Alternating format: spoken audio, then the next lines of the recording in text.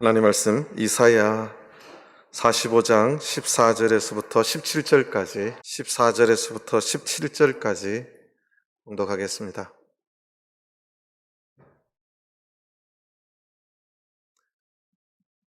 하나님 말씀 이사야 45장 14절에서부터 17절입니다. 이사야서 45장 14절 여호와께서 말씀하시되 애굽에 수고한 것과 구스에 무역한 것과 스바의 장대한 족속들이 다 네게로 돌아와서 네게 속할 것이요 그들이 너를 따를 것이라. 사슬에 매여 건너와서 네게 굴복하고 간구하기를 하나님이 과연 내게 계시고 그 외에는 다른 하나님이 없다 하리라 하시니라. 구원자 이스라엘의 하나님이여 진실로 주는 스스로 숨어 계시는 하나님이시니이다. 우상을 만드는 자는 부끄러움을 당하며 욕을 받아 다 함께 수욕 중에 들어갈 것이로되 이스라엘은 여호와께 구원을 입어 영원한 구원을 얻으리니 영세에 부끄러움을 당하거나 욕을 받지 아니하리로다. 아멘. 할렐루야. 오늘 저녁에도 안식일을 기억하시고 주의 전에 나오신 모든 성도님들 하나님께서 은혜 주시길 바랍니다. 오늘 이사야 원래 끝을 좀 내려고 했는데요, 내일 끝을 좀 내고 오늘 21번째 시간 45장에 있는 이 말씀을 가지고 같이 이야기를 말씀을 서로 나누고 은혜 받기를 원합니다. 이사야 45장은 지금 시대의 교회의 사명과 교회의 해야 될 일을 기록한 모습입니다. 그런데 많이 또 좀 잘못 해석되고 있는 부분이기도 한 부분이 45장 이 부분인데요. 자, 바로 14절부터 보도록 하겠습니다. 여호와께서 말씀하시되 애굽에 수고한 것과 구스에 무역한 것과 스바의 장대한 족속들이 다 네게로 돌아와서 네게 속할 것이요 그들이 너를 따를 것이라. 사슬에 매여 건너와서 네게 굴복하고 간구하기를 하나님이 과연 네게 계시고 그 외에는 다른 하나님이 없다 하리라 하시니라. 아멘. 자, 14절에 지금까지 결론이 안 나는 굉장히 어려운 문제가 있어요. 14절 둘째 주 그 뒤에 보면 다 네게로 돌아와서 이 너 말하는 네가 누구를 말할까요? 네, 너가 누굴까요? 너가 누구지요? 제가 청년들한테 물었더니 하나님이요 이러더라고요. 그러면 말이 안 되는 게 14절 첫 시작이 여호와께서 말씀하시는데 하나님이 스스로 너 이렇게 말할 수 없잖아요. 이 너가 누구예요? 너. 지금 이제 45장은 1절부터 고레스, 나의 기름 부음 받은 고레스, 기름 부음 받았다는 게 메시아예요. 히브리 말로 메시아, 헬라어로 그리스도예요. 그러니까 이 고레스라고 다 여러분들이 이제 혹시 뭐 성경에 관한 책들을 갖고 있는지 모르겠는데 쳐다보면 전부 다 고레스로 해석을 해놓고 있습니다. 한 70% 정도가. 그래서 네게로 돌아올 것이다. 자, 그러면 또 말이 안 되는 게 이제 이것이 예언이니까 이런 일이 있어야 되죠. 고레스 시대, 그러니까 고레스가 살아있을 때 이 일이 이루어져야 될 거 아니에요. 그러니까 고레스에게로 돌아와서 네게 속할 것이고 그들이 너를 따를 것이다. 왜 고레스라고 해석하느냐? 두 번째 이유는 이제 45장 1절이 고레스의 이야기니까 고레스다. 두 번째, 쇠사슬에 매여 건너와서 고레스가 페르시아의 초대 황제로서 힘이 굉장히 좋았거든요. 그래서 애굽, 구스, 스바를 정말 점령했어요. 그러니까 고레스가 그들을 포로로 끌려가서 그들을 오게 해서 굴복하고 그렇게 했기 때문에 고레스다 이렇게 하는 거예요. 그럼 이제 더 말이 안 되는 게 그렇게 와서 그 다음 이제 신앙 고백을 그들이 해야 되잖아요. 하나님이 과연 네게 계시고 그 외에는 다른 하나님이 없다 하리라. 고레스가 이 말을 하려면 고레스가 먼저 누구를 믿어야 돼요? 하나님을 믿어야 되죠. 고레스가 하나님을 믿은 적이 없어요. 그리고 이들이 와서 페르시아에 와서 노예로 끌려와서 하나님을 믿은 역사적인 기록이 하나도 없어요. 그래서 이것은 고레스로 해석을 하면 안 되는 것입니다. 세 번째 결정적인 그 힌트가 아니라 사실은 너라고 하는 것이 전미사로 적혀 있어요. 이제 히브리 말을 배우면 이제 어려운 것 중에 하나가 또 이 전미사인데, 전미사가 2인칭 여성 단수예요. 고레스를 지칭하는 너라고 하면 2인칭 남성 단수가 돼야 돼요. 무슨 말인지 알겠어요? 고레스가 남자입니다. 그러면 받으려면 이 전미사에 너라고 하는 전미사에 2인칭 남성 단수로 기록이 돼야 되는데, 여기에 너는 2인칭 여성 단수로 돼 있어요. 자, 그러면 이 너는 누구냐? 이제 답이 나와요. 하나님도 아니고 고레스도 아니고 예루살렘을 말하는 거예요. 그러면 이제 해결해야 될 것이 이제 이 세 사슬에 매여 이것을 해석해야 되는데, 사슬의 매여가 누구도 맨 게 없어요. 자발적으로 사슬에 매인 거예요. 그래서 이것은 애굽과 구스와 스바의 장대한 족속들이 하나님의 복음을 듣고 자발적으로 포로가 되어 건너옴을 이야기하는 거예요. 그러면 이게 깨끗이 다 해석이 되는 본문이에요. 그러니까 이 본문이 굉장히 지금도 해석이 안 돼서 많은 분들이 고레스면 이게 또 말이 안 되는데 맨날 이러고 있어요. 지금도. 근데 이것이 이제 예루살렘, 오늘날로 말하면 교회를 말합니다. 그러니까 이것이 이제 마지막 시대에 이방인들, 가까이 있는 애굽과 쿠스와 스바에 있는 족속들이 다 예루살렘으로 돌아올 것이다. 그러니까 우리가 이사야를 공부하면서 남은 자에 대해서, 그 남은 자들이 반드시 돌아오는데 그 다음에 이제 열방이 돌아온다까지 우리가 알고 있습니다. 근데 오늘 단어가 또 하나가 추가가 돼요. 이것이 또 신약에 나오는 단어입니다. 근데 먼저 그들이 네게로 돌아와서 네게 속할 것이고 그들이 너를 따를 것이다. 그들이 자발적으로 돌아와서 너에게 속하고 그들이 너를 또 따를 것이라는 사실이에요. 이방인들이 전쟁을 통해서 그들을 포로로 쇠사슬로 차게 만들어서 끌고 와서 따르게 하는 것이 아니라 그들에게 복음을 전파해서 그들이 내게로 돌아오고 내게 속할 것이고 그들이 너를 따를 것이다, 이렇게 말합니다. 그 다음에 사슬에 매여 그들이 자발적인 복음의 포로가 되어서 건너와서 네게 굴복하고 간구하기를 하나님이 과연 내게 계시고. 자, 여기에 이제 이방인들이 예루살렘에 와서 교회에 나와서 세 가지 신앙 고백을 하는 내용이 나옵니다. 세 가지 신앙 고백이 뭐냐? 하나님이 과연 네게 계시고 그 외에는 다른 하나님이 없다 하리라 하시니라. 이것이 고레스로 하면, 고레스는 페르시아인데요, 아후라마즈다, 그 신을 섬기는 그 페르시아의 그를 열정적으로 섬기는 황제였어요. 하나님이 고레스 네게 계시고 이 말을 할 수가 없어요. 하나님을 한 번도 믿은 적이 없어요. 그래서 또 그 고레스를 영적으로 예수 그리스도를 앞에 이제 기름 부은 그 메시아 때문에 영적인 예수를 상징한다. 그래도 다 해석이 안 돼. 역사적으로 일어난 일도 없는 것이고요. 그래서 이것은 예루살렘은 항상 여성 명사로 기록을 해놨어요. 2인칭 여성 명사. 그래서 이것은 예루살렘, 오늘로 말하면 교회를 말하는 것입니다. 그래서 교회로 와서 속하고 그리고 교회를 그 복음을 따르고 신앙을 믿는다는 것을 지금 마지막 시대에 예표하고 있습니다. 그래서 그 이방인들이 와서 애굽과 구스와 스바들도 다 이방을 섬기는 사람들인데 들어와서 제일 첫 번째 신앙 고백이 뭐냐? 하나님이 과연 네게 계시고 그 외에는 다른 하나님이 없다 하리라 하신다는 거지요.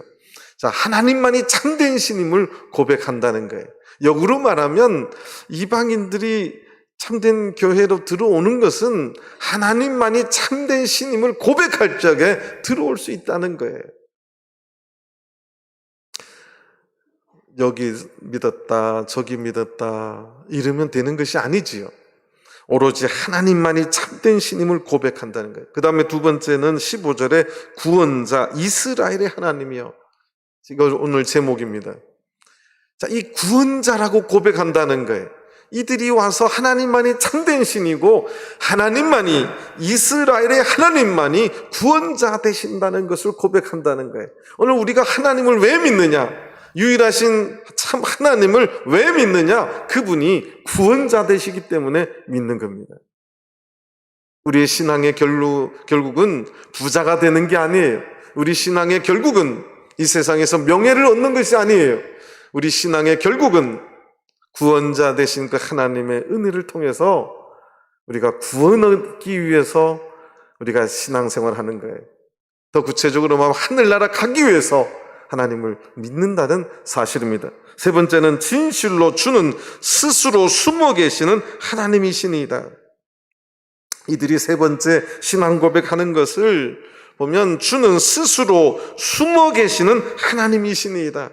이방인들의 입장에서 보면 하나님은 숨어 계셨다고 느끼는 거예요.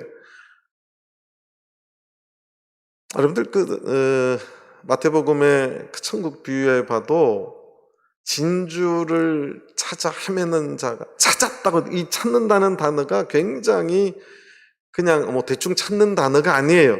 샅샅이 찾는 그 단어예요. 그러니까 참된 하나님의 그 진리를 찾기 위해서 엄청나게 찾고 찾을 때 느끼는 것은 하나님은 어디 숨어 계실까? 이방인들 중에 스스로 이렇게 찾는 자들이 있다는 거지요. 이방인들 가운데 왜 하나님은 이렇게 숨어 계실까? 그래도 참된 하나님이 어디든 계실 거야. 참된 진리가 있을 거야. 그래서 저희 교회가 많은 분들이 참된 진리를 찾아서 결국 오시는 분들이 굉장히 많습니다. 초기 교회 많은 목자님들도 다 그랬어요.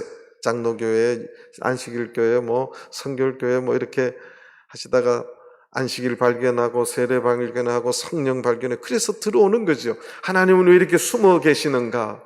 그래서 그들이 자발적으로 그 하나님을 만나고 찾고 그렇게 구원자 되신 참된 하나님을 만나게 되는 것입니다. 그래서 이 예루살렘, 이 교회에 들어와서 속하고 그 복음을 따르고 그 말씀대로 구원의 은혜를 얻게 된다는 것입니다. 이것이 이사야 45장의 부분의 말씀이에요. 그런데 16절부터는 이제 하나님께서 이들의 신앙 고백에 대한 반응을 말씀하는 거예요. 이방인들에게 다시는 우상 숭배하고 우상에 경배하지 말라는 거죠. 우상 만들지 말라는 것을 당부합니다. 16절, 우상을 만드는 자는 부끄러움을 당하며 욕을 받아 다 함께 수욕 중에 들어갈 것이로되. 이거 잘못 보면 수육으로 읽는데 수육 아닙니다. 네. 김장하실 때 다들 수육 잡수셨죠? 네, 수육이 아니라 수욕입니다. 이 수욕이라고 하는 단어가 나오면 두 가지 중에 하나예요. 심판과 마지막 때를 말합니다. 그러니까 여기서 수욕을 당치 수욕 중에 들어간다는 것은 하나님의 심판대 지옥에 들어갈 것을 말하는 것입니다. 우상을 숭배하면 부끄러움을 당하고 욕을 받아 다 함께 지옥 중에 들어갈 것이로되 그 말이에요. 그러니까 하나님께서 이 시대에 마지막 경고하시는 것은 우상 숭배입니다. 근데 예수님께서 이 땅에 오셔서 하나님하고 동급에 있는 우상을 하나 언급해 주셨어요. 하나님하고 동급의 우상이 누구죠? 예, 아시네요. 돈이에요, 돈. 돈 하다가 돈다면서요. 우리 한국의 아주머니들이 아주 머니를 좋아해서 아주머니라고. 그래서 주머니에 그냥 다 넣고 싶어서 주머니를 많이 차고 다닌다고. 여자분들은 주머니도 모자라서 핸드백에도 온갖 주머니들이 있다고 누가 그러더라고요. 자, 그래서 우리 하나님은 숨어 계시는 하나님인데 그 하나님께서 그들 이제 자발적으로 들어와서 하나님의 교회에 들어온 그들에게 우상을 만들지 말라고, 오늘 이 시대에는 구체적으로 말하면 돈의 우상에 빠지지 말라고, 돈의 우상을 섬기지 말라고 그렇게 이야기하는 거예요. 오늘날 사회 지금 이제 뭐 대선을 앞두고 있는데 자세히 들여다보면 다 돈이에요. 거기에 힘이 있는 거고 그 힘을 절대 놓치기 싫어하고 그 힘을 반드시 붙잡으려고 끝까지 놓지 않으려고 서로 그러는 거죠. 자, 그리고 나서 17절 그 돌아온 자들이 끝까지 우상을 숭배하지 아니하고 하나님을 진실로 따를 적에 17절에 보면 하나님께서 이스라엘은 이렇게 대비를 합니다. 우상을 만드는 자와 우상을 섬기지 않는 자를 대비해요. 우상을 만드는 자, 그리고 진정한 이스라엘은, 여기에서 이스라엘은 영적인 이스라엘, 오늘 교회를 말하고 이방인 이스라엘과 이방인을 다 포함된 남은 자들이 돌아와서 구원 얻게 될 영적인 이스라엘, 오늘로 말하면 교회를 말합니다. 이스라엘은 여호와께 구원을 입어 영원한 구원을 얻으리니 영세에 부끄러움을 당하거나 욕을 받지 아니하리로다. 여기 보니까 그냥 구원이 있고 또 무슨 구원이 있어요? 영원한 구원이 있어요. 그냥 구원은 뭐고 영원한 구원은 뭐예요? 저 어릴 때는 이론짜리 동전이 있었어요. 그래가지고 그때 저희 윤현반 선생님이 아주 장난기가 있는 선생님인데 그걸 9개를 꺼내더니 이게 뭔지 아세요? 그랬더니 돈이요. 그랬더니 돈이 얼마예요? 구원이요. 그랬더니 예, 교회 나와서 구원을 꼭 받아가시기 바랍니다. 아주 장난을 그렇게 친 선생님이 계셨어요. 이 앞의 구원은 죄 문제를 해결하는 구원을 말하고 뒤에 영원한 구원은 무슨 구원을 말할까요? 천국에 들어가는 구원을 말해요. 왜냐하면 뒤에 설명을 해놨어요. 영세의 부끄러움을, 이 영세가요, 번역이 참 어려운 단어예요. 영원한 시간을 말해요. 2번 언급되는. 이거 영원한 시간은 하늘나라를 말해요. 하늘나라에 부끄러움을 당하거나 욕을 받지 아니하리로다. 영원한 구원을 얻으면 하늘나라에 가서 부끄러움을 당하거나 욕을 받지 아니할 것이다. 그렇게 말하는 거예요. 어디에 들어가는 것을 말하죠? 천국을 말하지요. 16절은 지옥에 들어갈 것을 말하고 17절은 하늘나라에 영원한 구원을 얻어서 들어갈 것을 이야기하는 거예요. 자, 그 이방인들 장성한 자들이 자발적으로 하나님께 건너와서 속하고 그들에게 따르고 그리고 신앙 고백을 하고 하나님만이 참신이고 이스라엘의 하나님만이 구원자고 그 하나님은 진실로 숨어 계시는 하나님이셨다. 그렇게 고백을 했는데 그들의 신앙으로 결국은 이들이 어디를 가는 것을 말하는 거예요? 하늘나라 가게 됨을 이야기하는 거예요. 이방인들도 이제는 하늘나라 갈 것을 이미 예언해 놓은 그 말씀입니다. 그리고 나서 18절 히브리어는 키라고는 단어가 있는데 생략됐어요. 키가 참 많이 나오는데 키가 뭐냐면 왜냐하면 뭐 때문에 뭐 이런 단어 접속사도 아니고 항상 그 키를 여기 이제 키가 있어요. 왜냐하면 여호와는 하늘을 창조하신 하나님이시며 땅도 조성하시고 경곡해 하신 분이라는 거죠. 하나님께서는 이 땅만 창조하신 분이 아니라 하늘도 창조하시고 땅도 조성하신 창조주 하나님이시라는 거예요. 그런데 땅을 창조하시되 어떻게 하시느냐? 경곡해 하셨다는 거예요. 이 천문학자들이 이 지구가 태양하고 조금만 가까워도 뜨거워서 타 죽는 사람도 있을 것이다. 조금만 멀어져도 얼어 죽는 사람이 빙하기가 또 올 수도 있다. 이렇게 말해. 제가 이번에 제주도를 갔다 왔잖아요. 바람이 조금 부는데 그 큰 비행기가 떨어지는 줄 알았어요. 그 상황을 안 느껴보시니까 모르지요. 뒤에서 막 아가씨들 뭐야 막 우리 막 난리가 났어요. 무서우니까 엄마 막 비행기가 흔들리고 나 떨어질 것 같아요. 지구가 만약 그렇게 흔들렸다면 여기 다 멀미하고 불안해서 지구에서 살지 말자, 저 뭐 달 날아가서 살자 뭐 이런 말이 또 나올 수도 있어요. 하나님께서 지구를 정말 견고하게, 우주 질서를 아주 다 견고하게 만들어 주신 것만 해도 얼마나 감사한지 몰라요. 우리는 당연하지요. 당연한 건데 알고 보면 얼마나 감사한지 몰라요. 이 땅에서 내가 살고 있다는 것이, 또 특히 한국 땅에 봄, 여름, 가을, 겨울이 있어서 사계절의 아름다움을 볼 수 있다는 게 얼마나 감사한지 몰라요. 하나님이 그렇게 창조해 주신 하나님, 말씀으로 모든 것을 이루시는 하나님이라는 거예요. 그 다음에 헛되이 창조치 아니하시고, 헛되이란 말이 조금 그래요. 이게 혼돈하게 창조치 아니하시고, 창세기에 쓰였던 그 단어, 혼돈스럽게 창조하지 않고 하나님이 보시기에 참 아름다웠다고 하는 것을 꽉 채워서 그렇게 창조해 주셨다는 거예요. 그리고 사람으로 거하게 지으신 자신이라. 여기에 원어에는 사람이라는 단어가 없어요. 이 땅에 사람만 사는 거 아니지요. 사람만 사나요? 제가 어제 이렇게 등산을 했더니 저 뒤에 지금 공사를 하더라고요.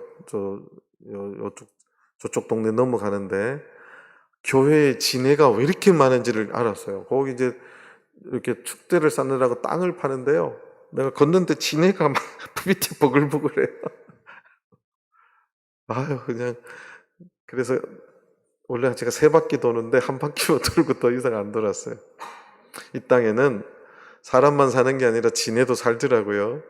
온갖 아름다운 식물도 있고 동물도 있고 곤충도 있고 파충류도 있고 별 것들이 다 거하게, 그것들이 다 아름답게 그렇게 살아가도록 지으신 분이 하나님이시라는 거예요. 그 말씀에 나는 여호와라, 나 외에 다른 이가 없느니라. 자, 이렇게 하늘과 우주와 이 땅을 창조하시고 그렇게 견고하게 만드시고 혼돈하지 않게 혼돈스럽게 창조하지 아니하시고 아주 알차게 만드신 하나님이란 것 자체만으로 나는 여호와라, 나 외에 다른 신이 없다는 것을 말씀한다는 사실에, 우리가 창조의 질서만 알아도 이거는 하나님 외에는 할 수 없는 분, 참된 하나님이 계신다는 사실을 알 수 있게 된다는 거예요. 왜냐하면 그렇게 천국까지를 완성시키는 하나님은 이러한 능력의 하나님임을 스스로 나타내기 때문에 그 일을 할 수 있음을 설명하는 겁니다. 19절, 나는 흑암한 곳에서 은밀히 말하지 아니하였으며. 자, 이방인들의 신앙 고백 중에 3번째가 뭐냐면, 하나님은 스스로 어떻게 계시는 하나님요?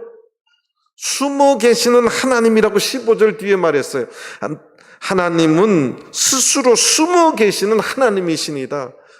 그 말을 들은 하나님께서 19절에 나는 흑암한 곳에서 은밀히 말하지 아니하였다는 거예요. 하나님께서는 이제 말세가 되면 하나님을 드러내시겠다는 거예요. 하나님의 말씀을 드러내시겠다는 거죠. 그 말씀을 드러내는 사명을 오늘날 이 땅 교회에 주셨어요. 그리고 하나님께서는 성령으로 그 일을 나타내시고 그 일을 확정하시고 그 일에 힘을 주시고 능력을 더해 주신다는 사실입니다. 그러니까 하나님께서 나는 은밀히 말하지 아니하였다, 이 말 속에는 하나님의 의지도 들어있고 그것이 오늘날 우리 교회의 사명이 되어야 될 줄 믿습니다. 뿐만 아니라 우리 성도님들 한 분 한 분의 사명이 되어야 된다는 거예요. 저는 우리 전주교회가 이 하나님의 이 사명을 그대로 받아서 우리의 사명으로 여기는 교회가 되길 바랍니다. 천국 복음을 온 세상에 전파하는 교회, 그 사명을 감당하기 위해서는 은밀히 말하지 아니하는 그 하나님의 그 뜻을 우리가 꼭 받아들이고 받들어서 섬기는 이 땅의 백성들이 다 되었으면 좋겠습니다. 야곱 자손에게 너희가 나를 헛되이 찾으라 이르지 아니하였노라. 나 여호와는 의를 말하고 정직을 구하느니라. 자, 그 다음 20절부터 하나님께서 이방인을 부르시는 내용이 나오는데 그 초청의 방법이 아까도 말했지만 전도입니다. 열방 중에서, 열방이라는 단어 나오지요. 이사야서에서 굉장히 중요한 단어 중 하나가 열방입니다. 열방 중에서 피난한 자들아, 열방 중에서 피난한 자들아. 이게 무슨 말이죠?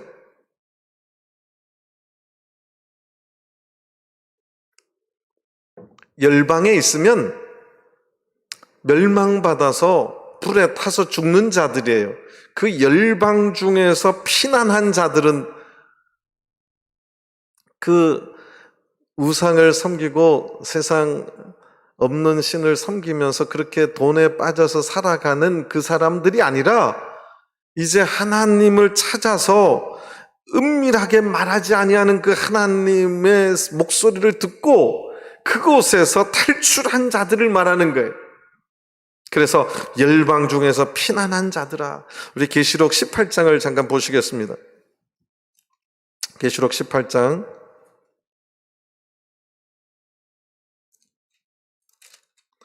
계시록 18장 4절입니다. 계시록 18장 4절.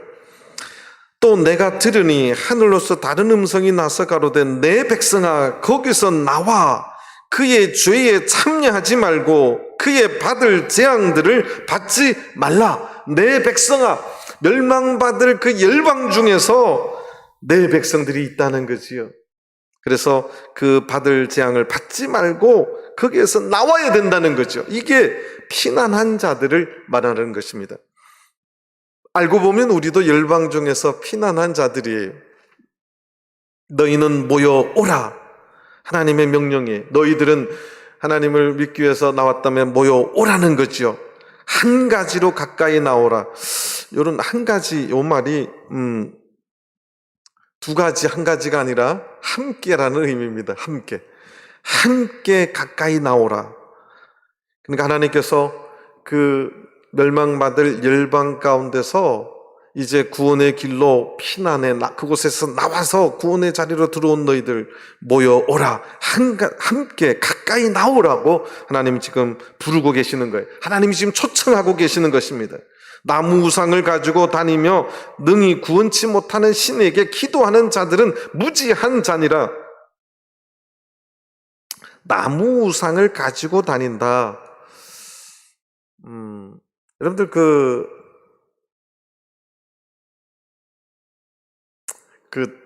누구죠?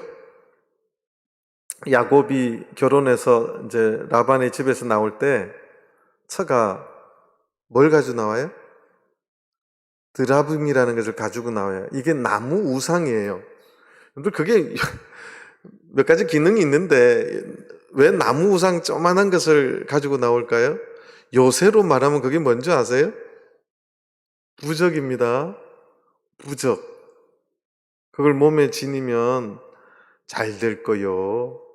아이고, 지금 전주에 제가 이번에도 깜짝 놀란 게 있는데 오래 믿으신 분도 베개에 부적을 놓고 있었대요. 내가 깜짝 놀랐어요. 이런 걸 좋아할까 몰라. 부적을 놓는다고 잘 되나요? 제가 그런 거 제거 특수반에 소속돼 있습니다. 제가 모교에 있을 때 어떤 분이 전도를 해서 이제 세례를 받았는데 자기 집에를 자꾸 안 들어가려고 그런대요. 자매님들한테 말을 들으니까. 남편은 밖에 다른 도시에 가서 돈 벌고 한 일주일에 한 번씩 이렇게 와요. 왜 집에 안 들어가시니까 집에 신주 단지가 있대요. 신주 단지를 뭐 800만 원인가 1000만 원 달라는데 800만 원을 주고 샀대요. 그래가지고 집에 나 신주 단지 보신 분 있어요? 저는 봤어요. 그거를 건들면 죽는다고 건들지도 못해요. 덜덜덜 이렇게 진짜 이렇게 떨더라 그렇게. 신주 단지 그거 건드는 순간 죽는다고 막 하도 이야기를 해가지고 예수를 믿었는데도 그 신주자들 못 치우는 거예요. 왜 집에 못 들어가냐? 그 신두단지만 보면 자꾸 밤에 뭐가 나타나고 귀에 들리고 이래서 못 들어간다는 거예요.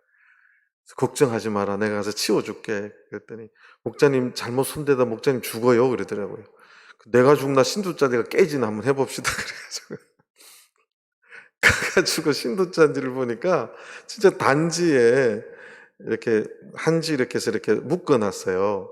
그래서 나 안에 뭐 800만 원 줬다 그래서 안에 금덩어리 들은 줄 알았어요. 그래서 그 끈 탁 제끼고 이렇게 안에 보니까 모래 들어있어요. 모래. 모래만 들어있어요. 그래서 묵직한 거예요. 거기에 뭐 조상의 신이, 영혼이 들어있어 무겁다고. 거짓말. 제가 차에 싣고 가서요. 해변가에 갖다 던졌더니 팍 하고 깨지더라고요.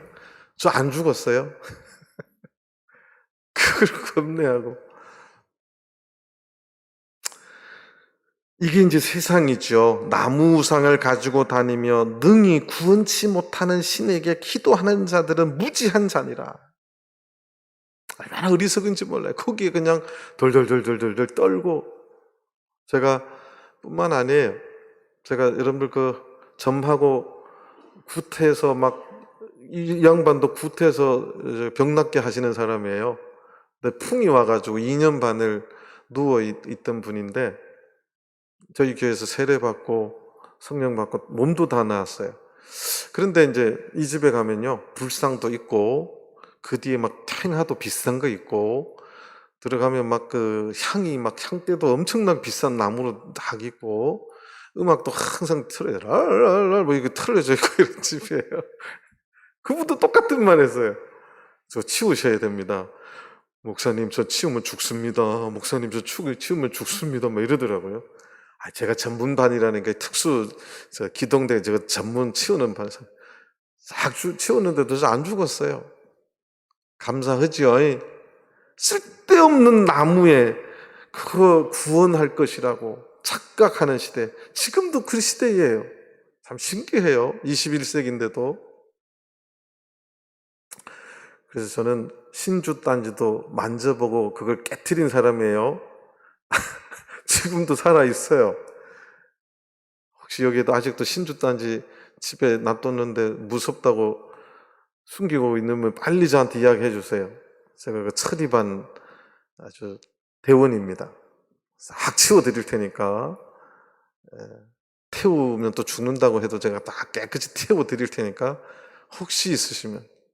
제가 최근에 그걸 알게 됐어요.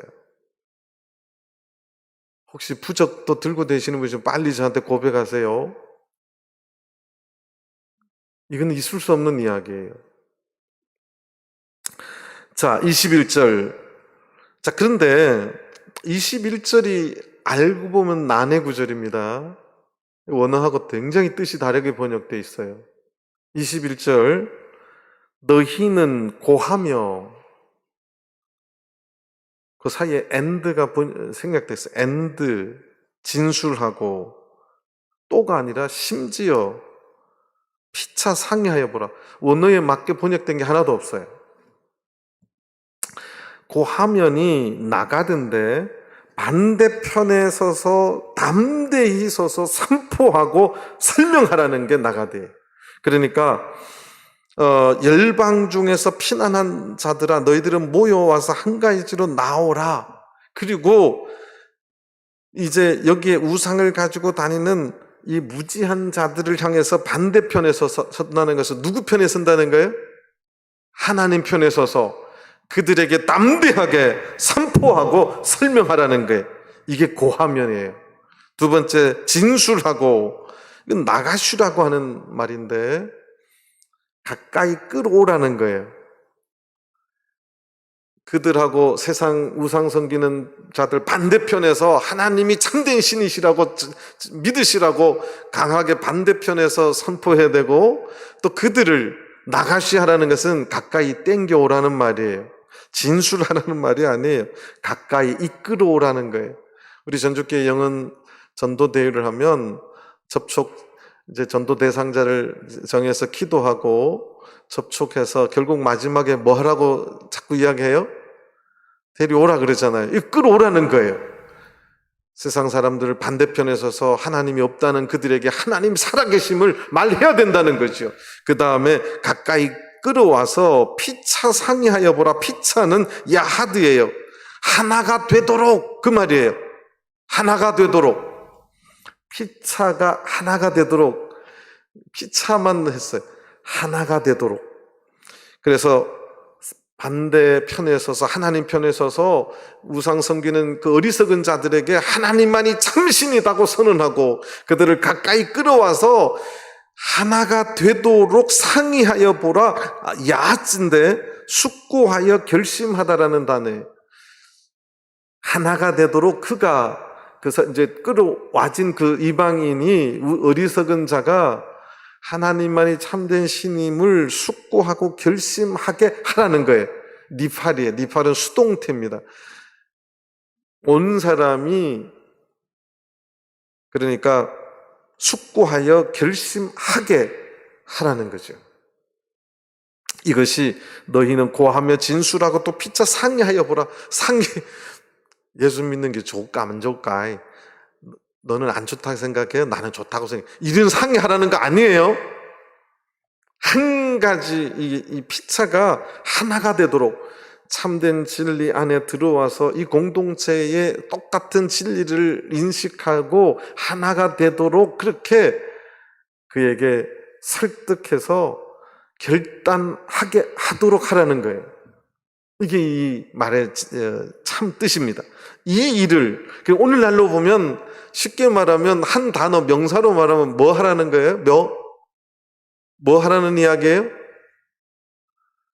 예수 안 믿는 사람 반대편에 서서 하나님이 참신이라고 말하고 끌어와서 이 공동체 안에 한 구성원이 되도록 그가 결단하도록 만드는 것. 이게 뭐예요? 전도하라는 거예요. 전도. 그러니까 열방 중에서 이미 피난한 자들, 너희들은 모여와서 한 가지로 가까이 나오라. 세상에 나가면 어리석은 우상 숭배자들이 있는데 그들에게 가서 선포하고 데리고 와서 그들이 하나님을 제대로 믿도록 결단하게 만들어라, 그 말입니다. 그리고 나서 뭐라고 말하느냐? 이 일을 이전부터 보인 자가 누구냐? 예로부터 고한 자가 누구냐? 나 여호와가 아니냐? 여러분, 이게 신약 말씀 같아요. 이렇게 열방 중에서 피난한 자들에게 사명을 주고 그들에게 전도의 사명을 준 자가 누구냐, 그거예요. 바로 나 여호와가 아니냐? 나 하나님이다.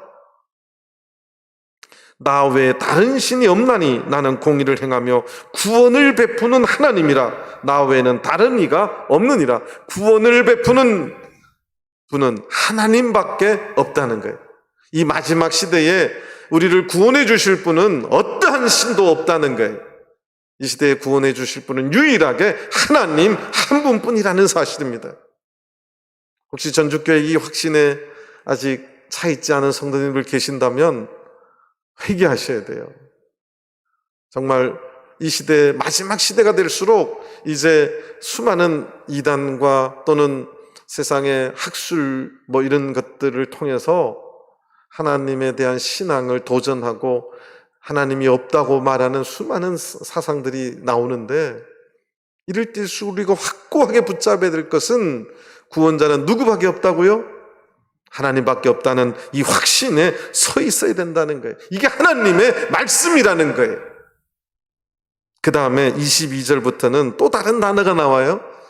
사실 45장 이 부분 안 하려고 했는데, 이제 매 한 주 한 주 단위가 금요일 날 끝나는 게, 그래서 제가 이제 45장은 좀 덤으로 했는데, 굉장히 여기 또 중요한 단어가 나와요. 땅끝의 모든 백성아. 땅끝. 어디서 나오는 단어예요? 사도행전 1장 8절에 나오는 말이에요. 오직 성령이 너희에게 임하시면 너희가 예루살렘과 온 유대와 사마리아와 어디까지? 땅끝까지 이르러 내 증인이 되리라. 그렇게 말씀하셨는데, 이 땅끝은, 그러니까 자발적으로 쇠사슬에 매여서 건너와서 예수 믿은 자, 또 이사야서의 앞에서 말한 열방 가운데 피난한 자들이 예수 믿는 자, 이제 그들을 통해서 또 전도해야 될 대상이 생겼는데 그 대상이 누구예요? 땅끝이에요. 땅끝. 우리 한국에도 땅끝이 있지요. 해남에 가면 땅끝마을 있시오 없시오? 거기 무슨 고구마를 많이 팔죠? 호박 고구마를 팔더만요. 저도 그 사와서 먹어봤어요. 그 땅끝을 말할 수도 있지만 여기서 말하는 것은 아직 복음이 전파되지 않은 땅끝을 말해요. 이 세상 땅끝. 사실 한국으로 보면 영적인 뜻으로 땅끝은 북한입니다. 말이 통해야 전도를 하죠. 말을 통해야 선언을 할 거 아니에요. 하나님께서는 우리 이 땅에 먼저 하나님 믿는 모든 백성들에게 사명을 줬어요. 이 땅에 성령 받은 하나님의 인치심을 받은 모든 성도들에게 성령 받는 순간 사명을 줬어요. 땅끝까지 이르러 내 무엇이 되라? 증인이 되라고. 그래서 땅끝의 모든 백성아, 이 땅끝의 모든 백성, 열방 중에서 피난한 자들이 전도한 자들이에요. 땅끝의 모든 백성아, 나를 앙망하라. 땅끝의 백성들, 마지막 시대에 하나님을 앙망하라는 거예요. 그리하면 구원을 얻으리라. 나는 하나님이라 다른 이가 없음이니라. 하나님께서 이 땅끝의 모든 백성들을 향해서도 나를 앙망하라. 그리하면 구원을 얻을 것이다. 하나님은 그렇게 강력하게 선언하고 있습니다. 저는 이 말씀을 우리 전주교회 성도님들도 늘 반대편에 서서 선포하고 설명할 수 있게 되길 바랍니다. 남편이 땅끝이 될 수도 있어요. 남편이 끝까지 예수 안 믿으면 그분께서가 남편이 땅끝이 될 수가 있어요. 그죠? 내가 좋아하는 언니, 내가 좋아하는 동생이 땅끝이 될 수도 있어요. 그들을 향해서 하나님을 앙망하도록. 그래서 마지막 주님의 심판 오기 전에 다 구원의 자리를 들어올 수 있도록. 그것이 하나님께서 우리들에게 준 사명이라는 사실입니다. 자, 23절. 내가 나를 두고 맹세하기를. 여러분들, 우린 주로 맹세를 누구한테 하죠? 이 맹세에는 조건이 몇 개 있는데 그 중에 중요한 게 하나가, 맹세는 항상 나보다 힘이 세거나 어떤 믿을 만한 권한이 더 큰 사람에게 맹세하는 게 맹세예요. 근데 하나님은 하나님보다 큰 분이 없기 때문에 누구에게 맹세해요? 내가 나를 두고 맹세해요. 근데 하나님이 맹세한다는 말을 잘 안 하시는데, 하나님이 맹세한다는 것은 내가 지금 요 말하는 말은 반드시 이룰 것임을 스스로 선언하는 말씀이에요. 내가 나를 두고 맹세한다. 이 일은 반드시 분명하게 이루어질 일이다. 그것을 나타내는 말이에요. 하나님께서 내가 나를 두고 맹세하고 말씀할 때는, 그래서 나의 입에서 의로운 말이 나갔은즉 돌아오지 아니하나니. 이게 참 무슨 말인지 뉘앙스는 무슨 말인지 번역은 해놨는데 감이 안 살아나는 말이에요. 하나님께서 이제 의로운 말씀, 하나님의 입에서 의로운 말씀이 나갔는데, 그래서 이거를 좀 느낌을 살게 번역하려면 그 첨부를 하면 되면 헛되이 돌아오지 아니하리라, 이렇게 번역해도 되고, 하나님의 입에서 나가면 반드시 땅에 떨어지지 아니하고 결실이 되고 열매 맺어서 돌아올 것이다. 그런 뜻입니다. 그러니까 하나님께서 내가 나를 두고 맹세하는데, 내가 한 말은, 내가 구원해 주겠다고 선포한 말은 반드시 헛되이 돌아오지 아니하고 반드시 성취되고 이루어서 그 일이 열매를 맺어질 것이다. 그것을 말하는 것입니다. 그리고 나서 내게 모든 무릎이 꿇겠고 모든 혀가 맹약하리라 하였노라. 요 말이 있잖아요. 요 말은 어디에서 쓰는 말이냐면 마지막 하나님의 심판 때에서 일어나는 일이에요. 로마서 14장을 보시겠습니다. 로마서 14장 11절입니다. 10절부터 보시겠습니다. 로마서 14장 10절. 네가 어찌하여 네 형제를 판단하느냐? 어찌하여 네 형제를 업신여기느냐? 우리가 다 하나님의 어디 앞에 서리라?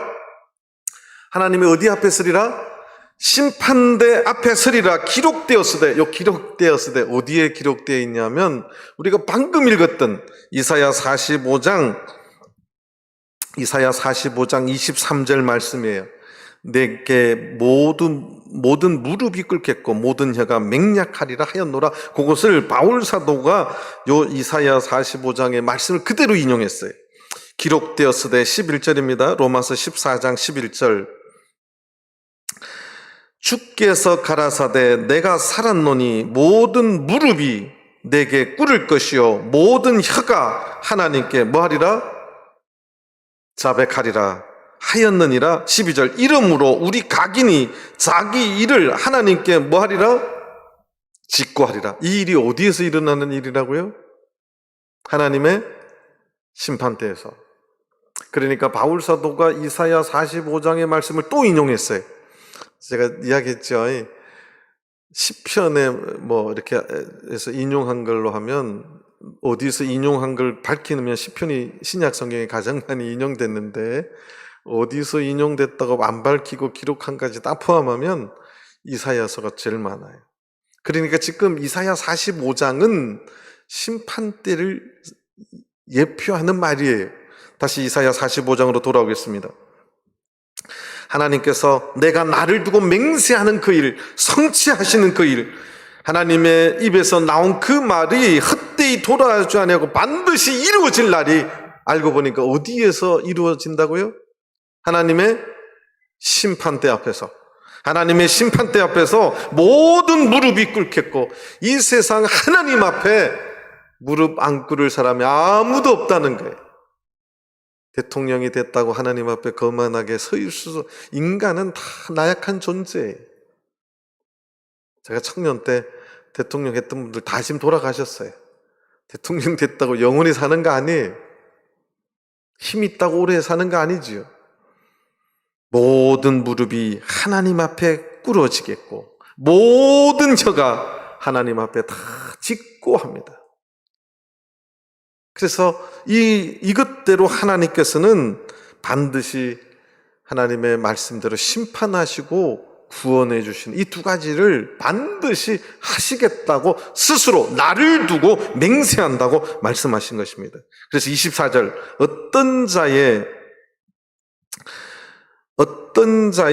내게 대한 말에 의와 힘은 여호와께만 있나니 사람들은 그에게로 나아갈 것이라. 무릇 그를 노하는 자는 부끄러움을 당하리라마는. 무릇 그를 노하는 거, 이 무슨 표현이죠? 그를 노하는 자, 하나님을 노하는 자. 하나님 말만 들으면 짜증나고 분노 내는 사람 있으시죠? 아이고 집이 교회 좀 안 나가, 자꾸 말하지 마. 예수 믿고 천국 가야지. 집이나 가. 나는 좋은 데 갈란 게. 이게 이거예요.